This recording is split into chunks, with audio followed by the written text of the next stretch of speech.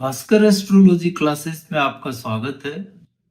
साथियों, आज हम बात करेंगे दैत्य गुरु शुक्र की, जिन्हें की फलित ज्योतिष में भोग विलास का कारक माना गया है। पहले हम शुक्र ग्रह की विवेचना में शुक्र की प्रकृति को समझेंगे और उसके बाद बात करेंगे हम मेष राशि में, यानी जहां आपकी कुंडली में 1 का अंक लिखा है वहां पर शुक्र बैठा हो तो उसके क्या फल मिलेंगे। यदि हम साधारण रूप से देखें तो फलित ज्योतिष में शुक्र का जो प्रधान गुण माना गया है वह इंद्रिय तृप्ति से संबंधित है।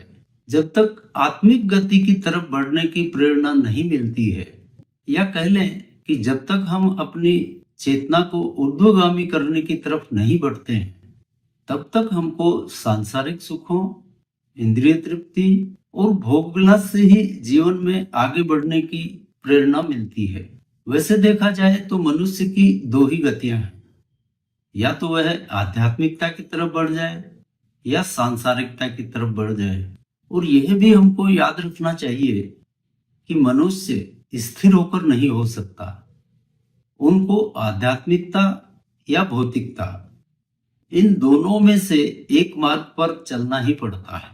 और प्रैक्टिकली भी आप देखें तो आप पाएंगे कि कुछ लोग आध्यात्मिकता की तरफ रुझान रखते हैं और कुछ लोग पूरी तरह से भौतिकता की तरफ। यदि आध्यात्मिकता पूरी तरह से जागृत हो गई तब तो बात खत्म हो गई और कुछ बचा ही नहीं, यानी हम अपने अंतिम लक्ष्य की तरफ बढ़ चुके हैं। लेकिन जब तक आध्यात्मिकता की तरफ रुझान नहीं हुआ तब तक मनुष्य को जीवन यापन और विकास करते रहने के लिए इसी शुक्र का सहारा लेना पड़ता है। यानी धन कमाना, उसको भोगना, सारे भौतिक साधनों को इकट्ठा कर लेना, विकास के लिए उसे इसी मार्ग पर चलना पड़ता है, यानी भौतिकता के मार्ग पर। और वर्तमान युग में आप और हम आसानी से देख सकते हैं कि धन कुबेर बनने की होड़ सी लगी हुई है। हर कोई अरबपति खरबपति बनने की अंधी दौड़ में शामिल है, यानी धन ही सर्वोपरि है। लेकिन यहाँ पर याद रखिए, शुक्र भी गुरु है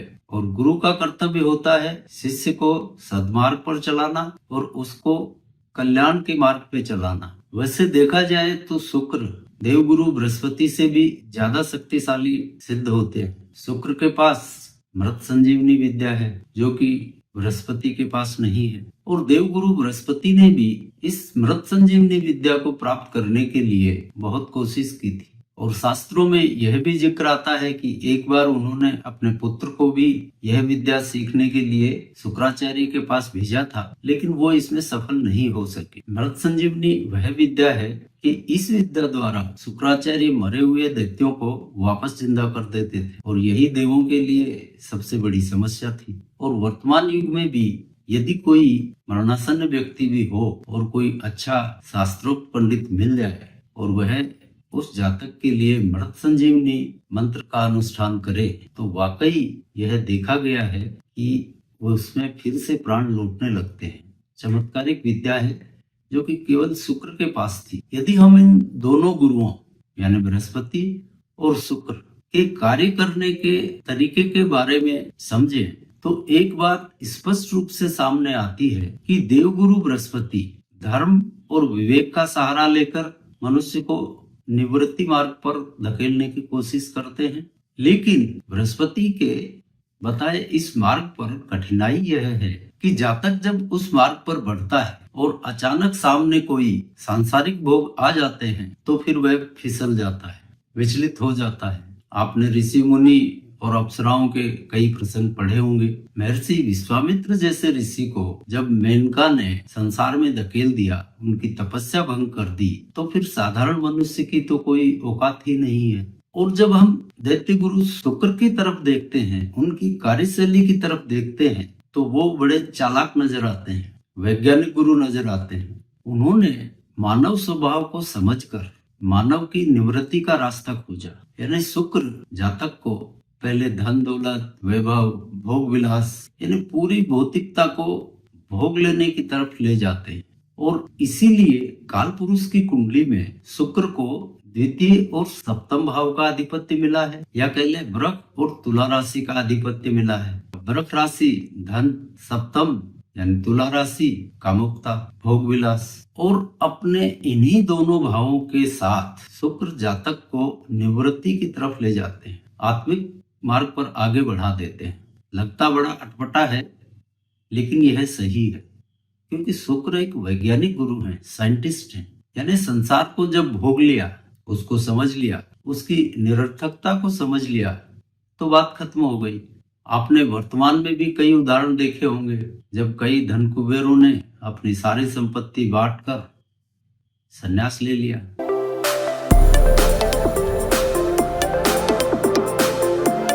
और यह जैन धर्म के अनुयायियों में ज्यादातर पाया गया है। अभी 2024 की ही बात है, पिछले साल की ही, कि भावेश भंडारी नाम के एक धनपति ने अपनी 200 करोड़ की दौलत छोड़ छाड़कर दीक्षा ले ली, जैन मुनि बन गए।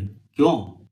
क्योंकि यही शुक्र का कार्य करने का तरीका है। शुक्र किसी मजबूरी में धन दौलत को नहीं छुड़वाते, वो धन दौलत देते हैं और उसका पूरा उपभोग करने के बाद, उसकी पूरी निरर्थकता सामने आने के बाद जातक स्वयं ही उसको त्याग देता है, उब जाता है उससे।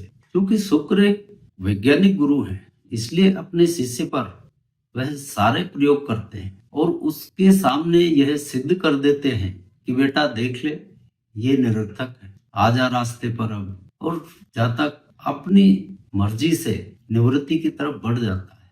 शुक्र वाकई एक चमत्कारी गुरु है, प्रैक्टिकल गुरु जिसे कहें। देवगुरु बृहस्पति के मार्ग पर चलने वालों की तपस्या भंग होने के पूरे चांस हैं और हमारे शास्त्र इन उदाहरणों से भरे पड़े हैं। लेकिन दैत्य गुरु शुक्र के मार्ग से चलकर जातक वापस संसार में नहीं लौटता, क्योंकि वो एक वैज्ञानिक गुरु की वैज्ञानिक प्रक्रिया द्वारा निवृत्ति की तरफ बढ़ा है। खैर, ये तो हमने बात की दैत्य गुरु शुक्र के कार्य करने की शैली के बारे में। अब हम बात करते हैं मेष राशि में शुक्र यदि बैठा हो, यानी आपकी कुंडली में जहां पर 1 का अंक लिखा है, तो उसके दशाकाल में क्या फल प्राप्त होंगे, अब इसी पर बात करते हैं। और यदि आपका जन्म भरणी, पूर्वा फाल्गुनी या पूर्वाषाढ़ा नक्षत्र में हुआ है, इन तीनों में से किसी भी एक नक्षत्र में हुआ है, तो यही शुक्र आपके नक्षत्र स्वामी भी होंगे।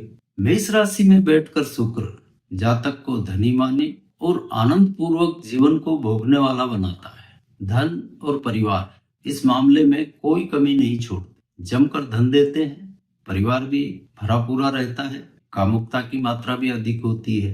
क्योंकि मेष राशि में बैठकर शुक्र जातक के द्वितीय और सप्तम यानी वृक और तुला, इन दोनों राशियों को सक्रिय कर देते हैं। और इसका परिणाम यह होता है कि जातक धन और भोग विलास, इसके मामले में सर्वश्रेष्ठ फल प्राप्त करता है। जीवन में कोई चिंता, फिक्र या टेंशन नहीं पालता, उन्मुक्त भाव से जीवन जीता है और इस जीवन की भौतिकता के पूरे आनंद ले पाता है। शिक्षा के मामले में बात करें तो यह अकेला शुक्र शिक्षा के मामले में कोई बहुत ज्यादा सहायक नहीं होता। अन्य ग्रह योग हों कुंडली के और उनके माध्यम से शिक्षा हो जाए, उच्च शिक्षा हो जाए, वो अलग बात है, वरना यह अकेला शुक्र तो एक सामान्य विद्या ही करवा पाता है। तो शिक्षा के मामले में हम इस शुक्र को बहुत ज्यादा सहायक नहीं कह सकते। इसका दशा काल हो तो विवाह आसानी से हो जाएगा, कोई दिक्कत नहीं आती। और यदि यह नक्षत्र स्वामी है तो सामान्य आयु में विवाह हो जाता है। और विवाह होने के पश्चात इन जातकों पर इनके जीवन साथी का अच्छा प्रभाव रहता है और जीवन साथी भी मिलनसार और कंधे से कंधा मिलाकर साथ देने वाला होता है और पूरी तरह से गुणवान होता है। यानी इनका दाम्पत्य जीवन बहुत सुखद व्यतीत होता है। धन दौलत, भोग विलास, घूमना फिरना, जीवन का आनंद लेना और दाम्पत्य, इन मामलों में यह शुक्र सर्वश्रेष्ठ फल देता है और एक सुंदरतम स्थिति बना देता है। और ये जातक अपने कुटुंब परिवार की पूरी तरह से देखभाल करने वाले होते हैं। और एक तरह से कहा जाए तो यह स्वयं पर जितना खर्च करते हैं उससे कहीं ज्यादा अपने परिवार पर खर्च करते हैं। परिवार की पूरी तरह से देखभाल करने वाले ये जातक होते हैं। अब मेष राशि में बैठे शुक्र के कुछ नकारात्मक फलों की बात करें तो यह जातक की ननिहाल की स्थिति डामाडोल कर देता है। नाना मामा मौसी इनको भी कष्टकारी स्थितियों में डालता है और यूं भी इस जातक का अपने ननिहाल की तरफ कोई ज्यादा लगाव या झुकाव नहीं होता है और यह उनसे ज्यादा संपर्क में भी नहीं रहता। कुल मिलाकर मेष राशि का शुक्र जातक की ननिहाल के लिए विपरीत परिस्थितियों का निर्माण करने वाला होता है। तो इसी के साथ हम आज के चैप्टर को विराम देते हैं और साथियों अब हम 15 दिन की अपनी निजी छुट्टियों पर या कहें वार्षिक छुट्टियों पर जा रहे हैं। तो वहां से लौटने के बाद आपसे नए विषय पर फिर बात होगी। तब तक के लिए जय जय सिया राम।